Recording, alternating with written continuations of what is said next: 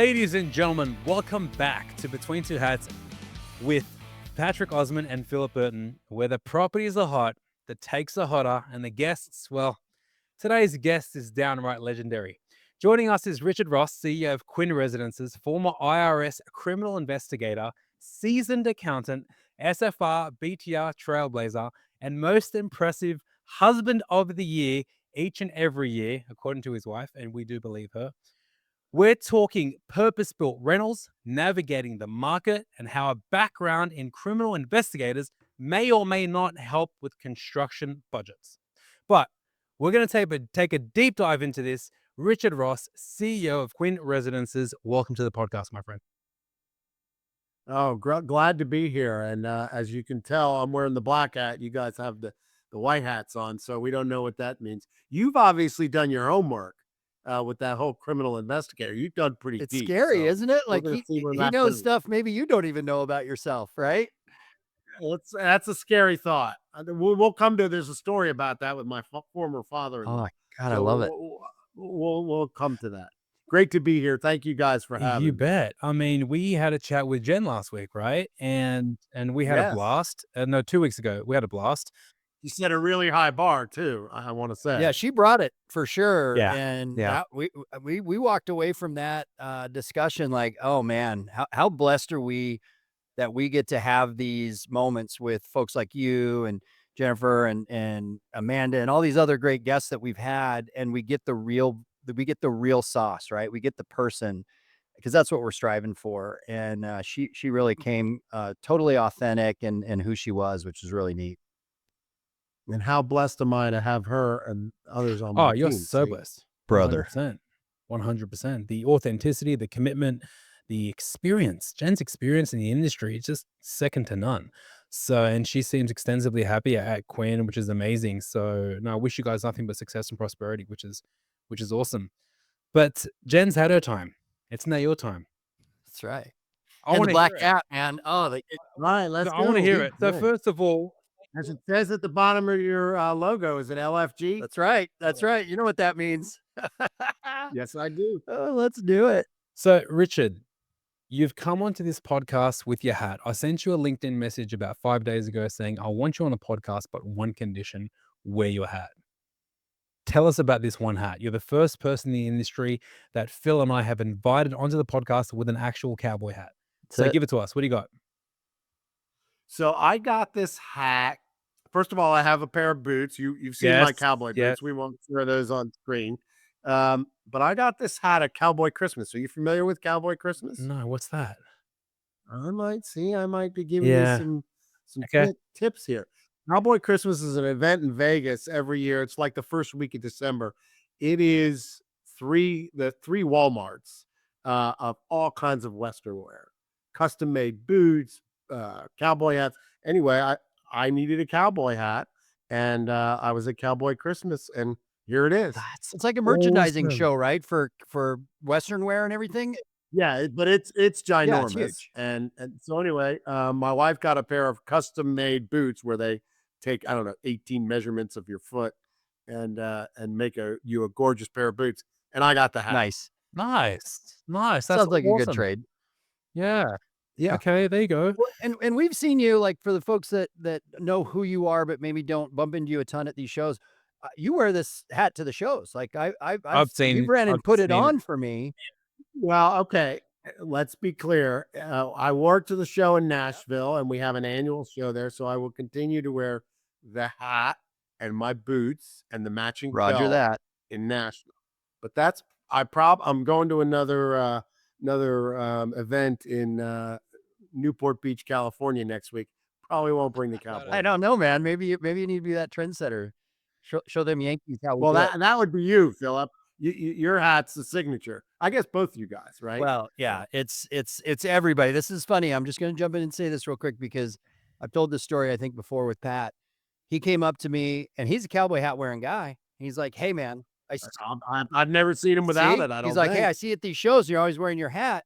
I've been wanting to wear mine, like, but it's your thing." I go, "Buddy, it's our thing now. Like, this is how our friendship started." Yeah. No, I 'Cause it's an literally everybody thing. did not, because you know what? That's his. He owns it. He had 100% market share. And I said to him, "Look, do you mind if I buy in?" Yeah, I That was- said, welcome in, brother. As long as you got a good heart and kind soul, and he does. So this is a good thing. Yeah, no, it's been an exciting journey. So it's funny because whenever someone meets me, they get so confused because they see an ethnic Middle Eastern person speaking with an Australian accent, and then there's a freaking cowboy hat on top, and it's just like, what's going on over here? You know what I mean? It's a cocktail. I love it. Yeah, big mix. You're covering a lot of bases. Yeah, yeah. So, Rich, obviously, you started your career crunching numbers and catching criminals, and then you ended up in the property world, right? In SFR BTR world. Let's rewind. Let's go back. IRS. Let's start right there. What got you into that role, and give us some top dog stories from that. Yeah, there's got to be some good stuff. So I will tell you, this was what they used to call a cooperative education program. So where you would go to school. This was in my junior and senior year in college in Miami, by the way, Okay. during cocaine cowboy time. Right. Wow. So we're talking 80s, right? I think I was there maybe late 70s, probably 78, 79. Holy cow. And you went to school one quarter. This was a quarter system, and then you worked a quarter, and then you went to school the quarter, and then you worked a quarter. I did 3 different quarters with the IRS. And criminal investigation was because, one, the guys I worked with carried guns. So that was pretty cool for, Right. Who doesn't want to do that? 20-year-old kid. And you weren't auditing Joe and Sue and trying to, find that they wrote off their car for an extra $100. You were going after big time criminals. In fact, the 3 quarters I worked on one single case. This guy was ripping off hundreds of millions of dollars from really average Joe American people. Like So for a it scam, was an like a interesting- Ponzi scheme or a scam kind of Yeah, deal? well, he was faking debts and writing them off and taking the deduction. And long story short, it was very nefarious and just not a good guy. So there was no compunction about going after. What happened in that is I met some great guys. I met career, government service guys, 20 years, carried guns. Most of them, I don't know that I met one who ever had fired his firearm, which I thought was interesting. But they do go into pretty nasty places, particularly down in South Florida at that time, where, as I said, as you had the cocaine cowboys and are the cartels, the early stages of the cartels. But what attracted me to it was, again, you're going after a hard criminal. You're trying to prove, kind of like they did with Al Capone, how are you going to get this guy? Because you're not going to get him overtly breaking the law. You got to dig into the details and follow the money, as they say. Yep. What happened was I would have done that as a permanent career because it was cool, it was hip at the time. But what happened is when they offered me a full-time job, we're talking 1981, and they wanted to pay me $12,000 a year. Well, one of the big accounting firms came and said, "Richard, we'll pay you $18,000 a year." Big And for a big improvement. brand new college graduate, what are you going to do? I went to the money, and sort of the rest is history. But it was a great experience at the end of my college days. Do you pull on that a lot from what you do every day now in your business? Do you still go back to those days? And like to Patrick's point earlier, I think he asked on the, chasing criminals and the deep dive investigative part of what you were doing. How much of that bleeds into the business you run now? So some of that, it's the accounting background, right? Because I majored in accounting, got a degree in accounting. We can go back even further before the IRS if you want, and I can tell you why I did that. We can come back to that. But yes, the accounting base, the investigative base, is all about trying to figure out how a business, or in this case, a scam, is working. And so that has served me well, but my 45 years in business now. Yeah. That thinking, right? One would think that someone with experience like that who sets up a company would put specific systems and infrastructure in place that's going to prevent financial mishaps to take place. What has your experience done for your businesses in the SFR world? How have you deployed specific solutions to make sure that finances are organized effectively outside of software? Well, obviously the software is one way you do that, but But it's your days, really there wasn't the software that we have today. no, look, dude, I mean, when I first got into business, it was literally pencil and ledger Yep. pads. Mm. I can tell you, this is a crazy story at Price Waterhouse, big, one of the top 4 accounting firms in the world. In 1981, when I started there, they had a room, basically a little closet with a Apple. What was the first Macintosh. Apple? It wasn't even. Yeah, it was a Macintosh with the predecessor to Lotus 123, which was called VisiCalc, and it had those 8.5-inch floppy disks. Yes. Dude, that's only 40 some. That's only a little over 40 years ago, Yes. That's and unbelievable. so right. So that's how my career started, was literally, and you only got like 15, 20 minutes on that thing to like program something. And then the next person had their schedule, their 15 minutes time. So long-winded way of saying, obviously we've come a long way, but in building the business today, it's about segregating duties. So no one person, even me as the top CEO, the top dog in the company, can't do everything. Right. So there has to be it's just like the government, mostly, Yeah. Which legislative branch, right? branch, right? Judicial branch, executive branch, and in theory, each one checks the other. Um, and that's kind of how you have to set it up in a business, so that you don't have an incident like you've seen over the years with different Ponzi schemes or crises and Maddow and people like that. Do you feel like with your experience, I mean, obviously being an accountant and a CPA, that thinking, that's a certain kind of mindset, right? But then also coming from the IRS side and seeing, really bad intent and people with bad intentions, bad actors, bad apples, whatever, your nefarious folks, you have to have a lot of trust at the level that you're at in your business with the folks around you. Do you find it harder or easier to have that trust because you've seen the bad side? I find it easier to have the trust once you've done your due diligence, so to speak. In other words, I have a senior team, Jennifer being one of them, um, that I've evaluated. I've checked out, sort of 4 ways to nowhere kind of thing. And gut feel means a Yeah. lot to me, right? So when I meet a person, sit with them, and I have a sense of whether they're going to be the right people of integrity, um, honest, obviously, but also just with good hearts. And you develop that over 40 years in business, right? I mean, I'll tell you a couple things that have, and some people have heard the story. Maybe some of your people who know me better, but I'm going back before the IRS. My father was a home builder Okay. in the 50s and 60s in South Florida, Palm Beach, and did really well, made a ton of money, 57, 58, 59, all through the 60s. I was born in 58. So, but what happened is he hit a wall. Real estate cycles go up and down. We all know that. He hit a wall during this oil embargo of 72, lost everything. Everything. And so it's not a surprise that his adolescent son, Richard, who saw that, said, I'm going to major in accounting. I want to be in a profession because I don't want to have the the ability to Yeah, you lose don't want the everything. rug pulled out from underneath you, right? Yeah, and I'll tell you guys, I don't know that he ever really recovered from that. I know he didn't financially. Yep. So long-winded way.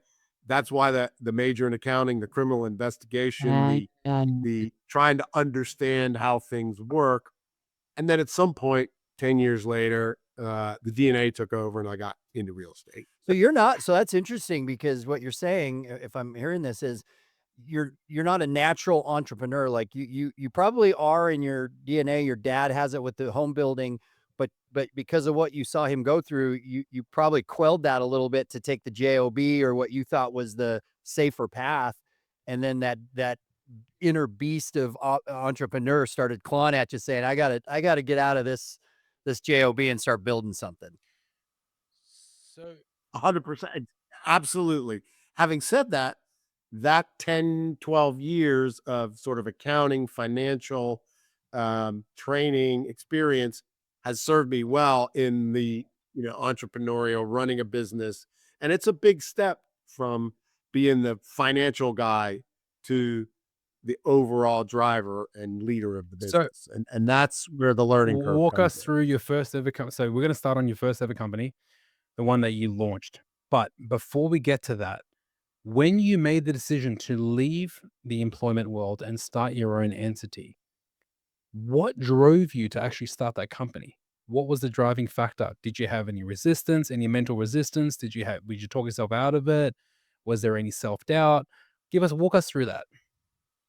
So my first venture that I started myself was actually an accounting firm. So I spent a couple years at Price Waterhouse, then spent a couple years at a local CPA firm learning taxes.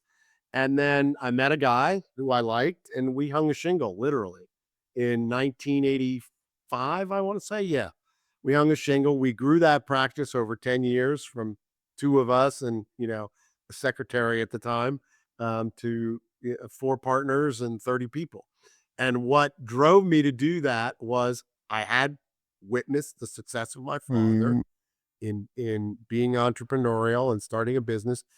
And look, the only way I believe it's very difficult to create wealth and leave a legacy by billing hours or by working a job, as you say. Great way to start your career, great way to learn. But if you really want to have a legacy, build some considerable wealth, you have to take the risk and do your own thing. Got it. So, Yeah, that that I makes mean, total sense. that's the total driving force for most entrepreneurs, right? They see I'm over here working at JOB and there's nothing wrong with it. I've worked jobs my whole life. I've had a small company in the past, but I have that. I kind of get what you're saying because there's that. It feels safer to have a job, right? Like people who are employed by someone else feel safer.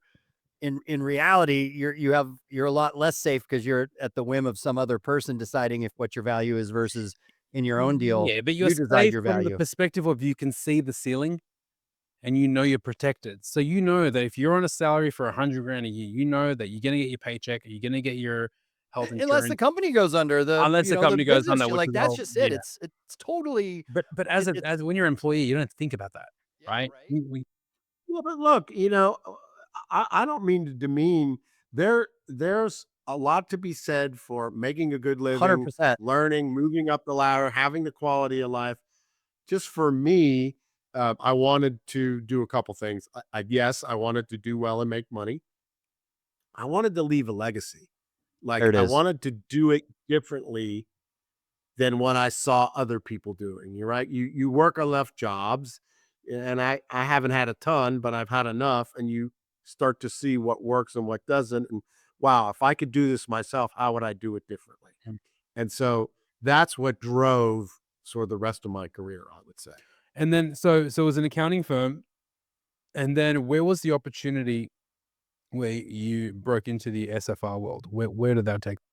So I broke into the real estate world. As I said, we built this firm. I probably was in that business 7 to 10 years. My children, so now the family comes in. My children were like 7. I have 2 daughters. They're 7. They were 7 and 9. So I'm working crazy hours. Accountants back then, even today, from let's say December to June, are working 80 hours a week, and I wasn't at home, and I was missing sort of the golden years, if you will, of raising children. So I sold my practice to my partners and decided I would do something else. And this is when the real estate DNA kicked in. I called a buddy and I said, "Hey, who was at Price Waterhouse and was now a partner." I said, "Hey, you got something for me to do for a couple of weeks? I'm kind of transitioning here." He said, "Yeah, I got this company. They're going public, and they might need some help for a couple of weeks." That job was a big, now huge multifamily apartment owner, a REIT, and this we're now in '93, and that 2 weeks turned into two Oh, years. wow. So I worked on their IPO, and on their what they call their follow-on offering, so their second offering. That got me the experience of looking at a public company, a public real estate company, and that sort of started that's when the DNA, the real estate DNA kicked in. And from that, I went to another company as the CFO of a grocery anchored shopping center developer. And, the sort of the career took off from there. But that's how the real estate DNA was activated, if you will. Right. Scratch And the itch. also, yeah, also the idea of a big operation, and knowing how to deal with a public company. Yeah, because I mean, that understanding that part of it, you can read it in a book, you can see it in, other experiences people had, but until you've been in the middle of it, like taking a company public and dealing with that and all the inner workings, until you experience it, you really have no idea. So you were just adding to your entrepreneurial resume as you checked off these experiences, getting you to where you're at now to be the CEO and owner of Quit. Yeah, and I had great mentors, and people to look up to, and people who sort of helped me learn that business. It's not something you can teach, right? You kind of have to be in it, on the job training, so to speak, but also have mentors, people who've done it before, who can show you the So, ropes. And that's led me, to where I am today, frankly. so which was the first SFR company that you launched, and did you cap raise? Did you partner up with a few investors? Were you backed? So Through Quinn, the company I'm with now, was actually the first SFR Okay. company. I did so out of the it was Post Properties, that I took public in '93. That turn was purchased by Mid America. They're still around today. Huge company. Um, I spent 15 years as a CFO of a grocery anchored shopping center company. So we brought Publix to Atlanta. Um, Gives you an idea there. And then now I'm in my like 50s, early 50s, and needed a sabbatical. So I took a year off, lived on a sailboat. It's a whole nother Okay. Now story, we're probably getting for to it. another Now show. we're getting into it. Probably for another show. Um, and then came back into the workforce, and because of my prior experience, was asked to take another multifamily, so an apartment company, public. We're now in 2013, and I helped them get that company public through a odd series of events. I became the CFO of that public company, and through that met my current investors That's today. awesome. That's so awesome. They came into that company and had essentially rescued it. I was the CFO. The CEO, for lack of a better term, imploded. And they asked me, hey, would you be an interim CEO while we find somebody to run this company? And I guess I did a fairly decent job, because a couple of months later, they said, we're just going to let you run the company. And that was my first sort of real senior role, first CEO, not financial guy, CFO. And here I am at a public company. We grew that company for a couple of years and then sold it in 2015 to a big public REIT, where I went on the board. What company was as that? Do you mind if we ask? Sure, Independence Okay. Realty, out of Philadelphia. Still around today, very successful. We sold to them. I went on their board for 5 years until we started Quinn. But that investor who helped me become first the CFO and then the CEO is the equity and the capital behind Quinn. Amazing. So he called me 5 years later. We're now in 2019, and said, "Hey, I got this business plan. I need somebody I can trust to run it. You're, And you're the were guy." you on a boat at the time? Yeah, were you on your No, sailboat? no, this was after the Okay. boat. I actually had gone back to my grocery anchored company and was sort of on a retirement path. I'm Okay. gonna Okay. go off in the sunset. I might have left and gone on another boat, but regardless, he gave me this business plan. He said, "Take a look." I looked at it. It's very compelling. You guys know the business, and this was in sort of the early days of build to rent. and the business plan was phenomenal. And I was like, sure, let's go. That's LFG, right. right? That's right, And baby. and I took the job, and that was a little over 5 years ago. It's been a great ride ever since.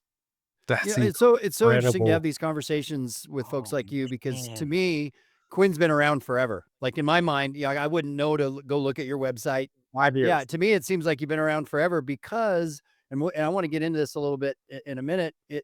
The people that you have around you, all the folks that we met, are such quality folks, and it seems not that 5 years isn't a long time, but everyone seems so tenured in your culture, and it just seems like one of those cultures that's been around forever, but it's only 5 years. It's a baby. This is a Yeah. baby company, Yeah. and that is really special to see because most young small companies struggle with that. It isn't culture first. It's how do we survive? Let's make money at all costs first.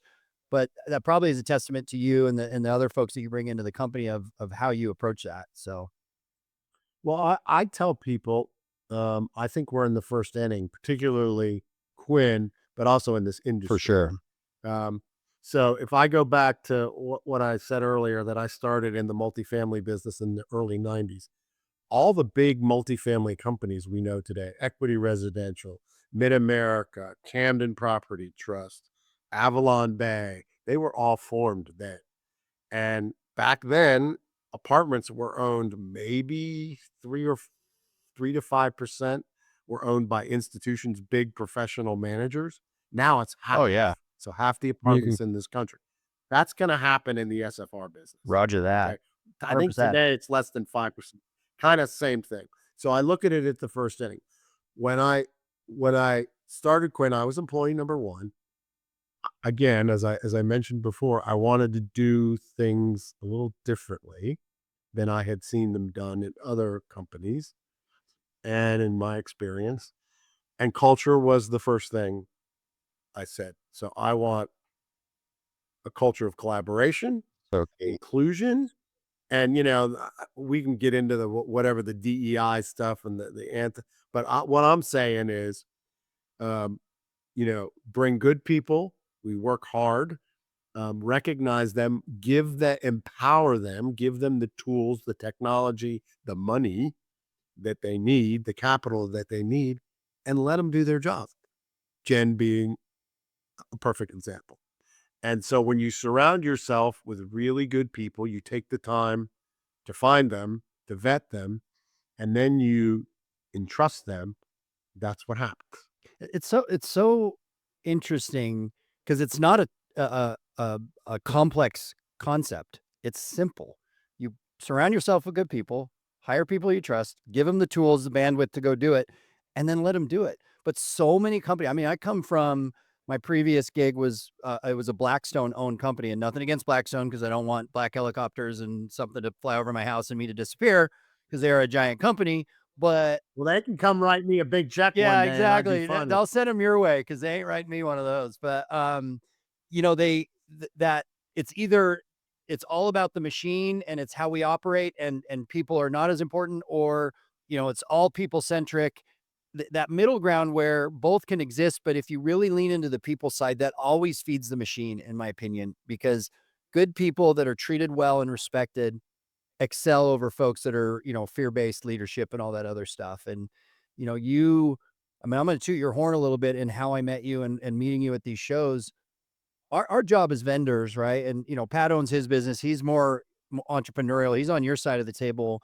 But those folks that we're looking for as vendors to meet, it's sometimes hard to meet you guys. And you're not necessarily the decision maker in your group for what we do, but you were always so open and inclusive to everyone around you, including myself. And without having to say anything, that energy, that transfer of, hey, this is a good guy was there. And honestly, you carry yourself as not a CEO. I mean, you do carry yourself as that level, but if you didn't ask, you're not going to lead with I'm the CEO, it's my company. You're just a guy that loves his business and loves his people. So that's that. Thank you. I appreciate that. That comes from a couple of instances in this multifamily company that I became the CFO and then the CEO. When I started and at Post, I was sitting in a workstation as a consultant in the back, next to the office manager, next to the line employee.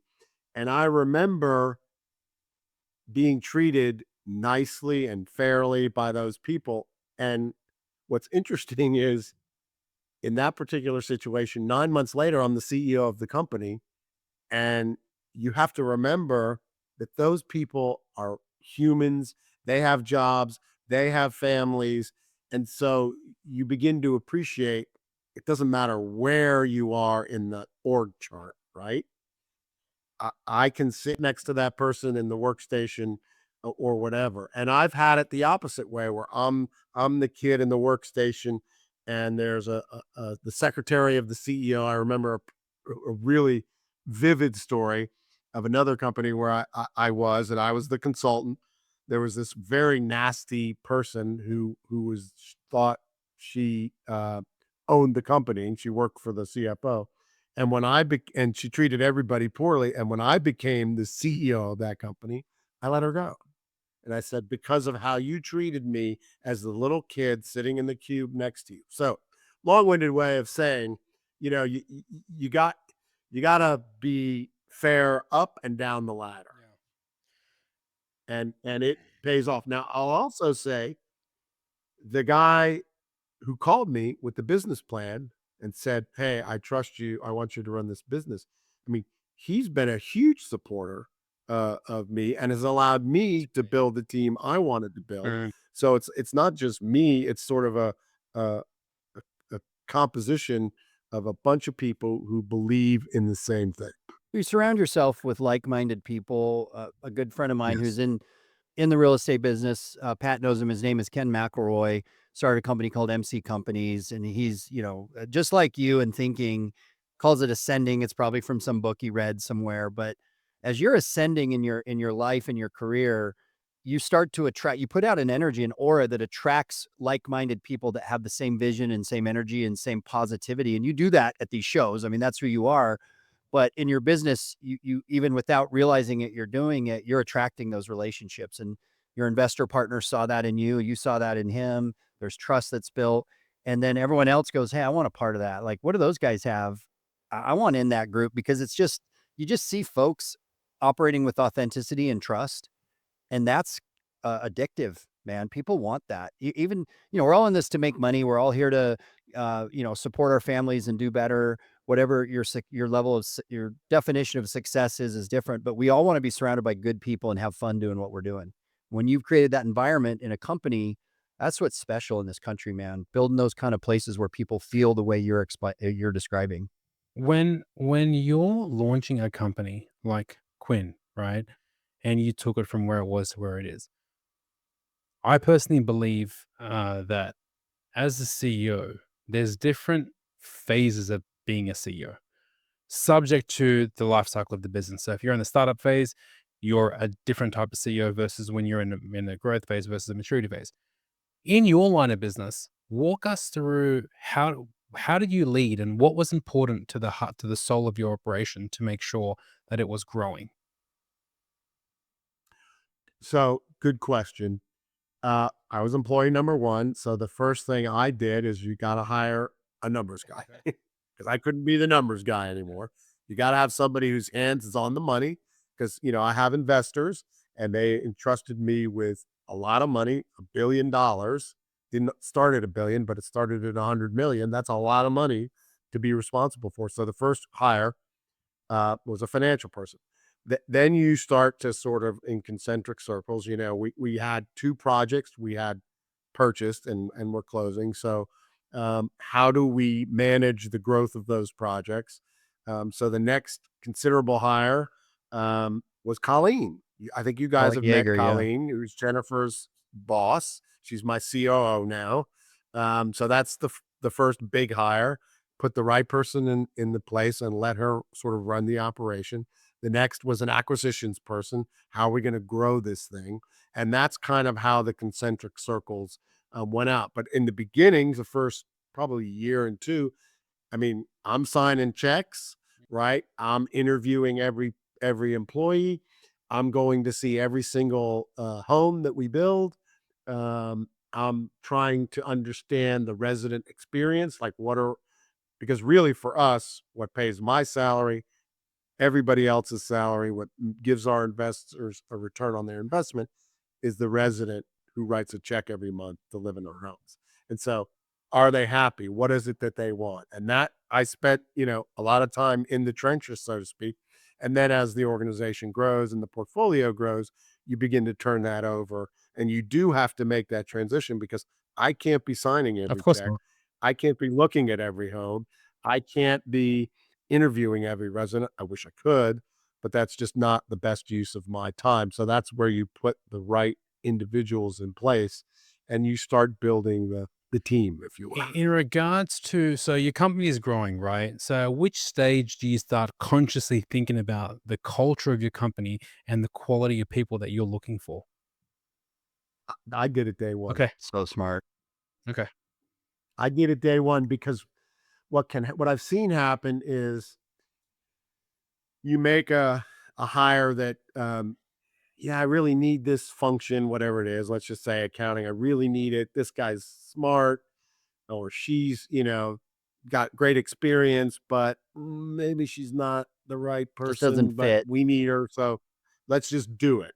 And then, it's sort of almost a self-fulfilling prophecy. Then it gets really hard to make a change. So I started from day one thinking about who's the right individual. Now, and this has happened with Quinn, and it happens in every company. Some people just can't do that growth from, a 10 employee company to 100 employee company, or I'm just going to say 100 home company to one now we're over 5,000 homes. So people do grow out, but obviously you try and let them rise and give them the tools, as I said, the education, the backing, the support to make that growth. Not everybody does it, but I think in our particular company, we've lost one or two senior people along the way because they outgrew the role.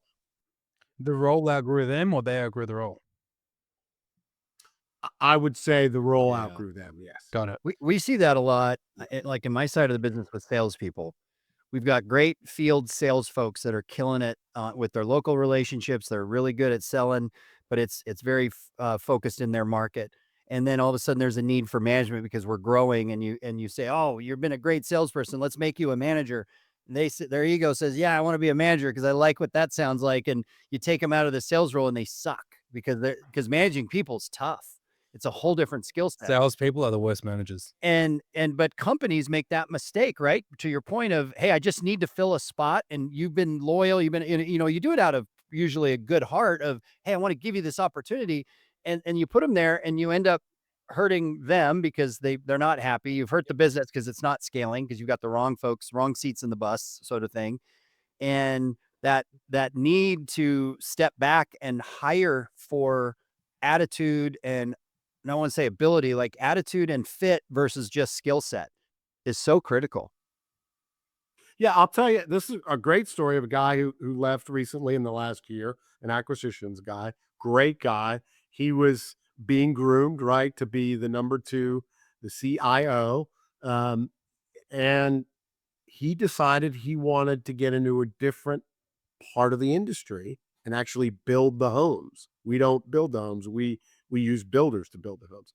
So this is to me a very rewarding and uh, warming feeling. He went to work for one of our builders, and one of our builders saw him, got to know him, and decided, hey, I want this guy to be my heir, if you will, the guy who's going to take over when I retire. And so when you could do that, bring somebody along. He was with us almost 5 years, and now he gets to take the next step with another company that, by the way, we're now one of his customers, right? We we engage him to build homes. So it's kind of still in the family. So That's that's awesome. that's another sort of feel good story for me, that when you can do that, um, and help somebody move in their career. Because look, I've had probably 5 jobs. You know, it, you're not going to stay 30 years with any one company Sure. anymore. And to the extent you can help somebody to grow and take the next step, that's pretty rewarding. And you're seeding the industry. You're Personally. helping. I mean, you Yeah. have Yes. you raised this guy to a certain level, right? And had an influence in his career, and used your internal magic and your love for culture, showed him everything, and then he's going to go replicate that where he goes, and then you get to still work together. And so it's less of an internal focus of, hey, we just want to make money, we want to keep our people, to you're benefiting the industry as a whole. And this is partly why we love the NRHC and the interactions we have with you. Is it's about the industry. It's about everybody sharing best practices and trying to grow this thing that's going to benefit us all. And it's benefiting the country. It's benefiting, your everyday American that needs a place to live, and an apartment isn't going to fit the bill and they want a home. And all the cool things that you guys are doing in the BTR world is solving problems that are real and doing it with an industry that can help a lot of people. Yeah, so it feels good when you go to bed at night. Yeah. It's kind of a nice, Where's the point where you notice there's a staff member in your company that is not growing alongside the company? And where's that point that you notice that, and what do you do about it? It's a good question. I don't know that it's you come in one day and it's like, he uh-oh, doesn't fit. She doesn't fit. They he got to doesn't go. fit, she doesn't fit, gotta go. It's more over, but again, it's over a very short period of time, um, that you determine for whatever reason, the company's outgrown the individual or the individual is not rising to the occasion. What I have learned in my whatever 40 something years is you do need to deal with that very quickly.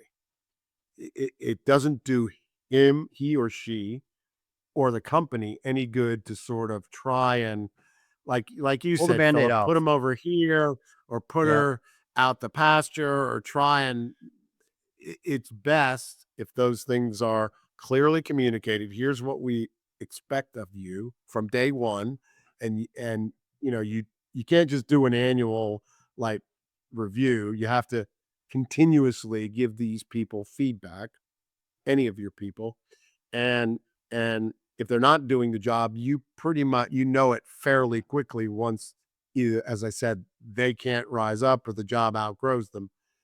Then you have to deal with it pretty quickly. And that may be finding a new position that's more suited to them or having them exit the company and find something else. And look, I've had to do that in my career. I've had to do it at Quinn.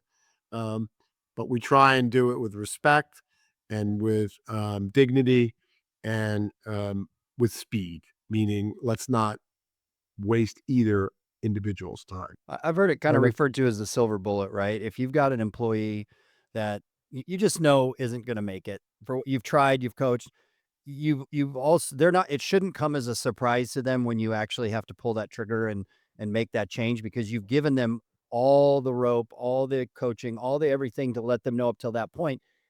So when they act surprised, I'm always surprised by that, because I'm like, we've shown you exactly the path you were on if you didn't make these changes, or elevate, or whatever you want to call it. And that silver bullet is, you knew it was coming. It's just time. And it's almost invariably when you let somebody go, I've been let go before. You come back stronger after, because you realize, yeah, I probably deserved that. I wasn't really giving my most, or whatever the thing is. And you go find that place where you fit better, or where you're ready to grow and you can evolve. And holding on to those employees, we talk about this all the time in our company. And I'm like you, it's rip the Band-Aid off. It's like investors up front too, right? If you're going to do a deal, let's fund it from the beginning. No surprises. No, I don't want to keep coming back to you for more money, more money. Here's what it is going to cost. Here's what we want to do. Here's our build out. Here's all the money we need up front, the big ask up front. So you just pull it off early, and then your pro forma, you're moving forward. Same thing with employees. If they're not working and it's not working for them, it's not working for you, rip that Band-Aid off, let them go. And the business will survive while you wait to replace that employee.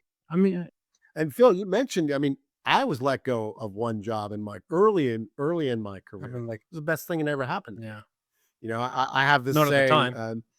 any crisis is an That's opportunity, Oh, it. right? So, 100%. Yes. so, um, But you know what? Patrick Like, was a male dancer for a while, and they let him go because he got a little, he got a little thick in the oh, that's why he yeah, wears the he got a hat. little thick in the middle, and they're like, "Fella," and he's like, yeah, "Listen, I like yeah, to eat. There's no, nothing I can do about they it." lost. Do you know why they lost? Because I walked straight across the road and I joined the other male dancing competitor, and That's you know right. what? We took off, That's right. baby. We're gonna We start a made rumor that that you started Thunder from Down Under.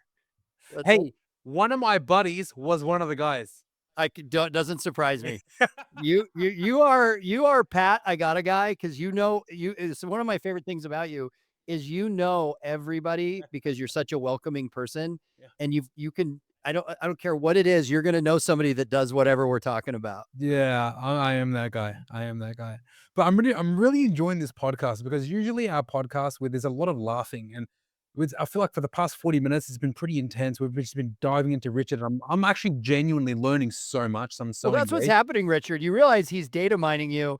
Okay, you got a younger, smaller entrepreneur over here. You got the Oh, big dog. You 100%. got the El Jefe on this side, and you. And here he is. I mean, he's taking notes. There's some poor Yeah. employee right now that doesn't realize that Pat's But actually talking about him. I'm just a guy. I'm just a guy who's been very fortunate. Had a lot of things roll my way, and trying to give it back. That's all. So, And that's who you Patrick, if you are, learned brother. Like that anything, is so I love you just said that because that is how you show up every day when you show up to us at these shows, and that's where we interact with you a lot.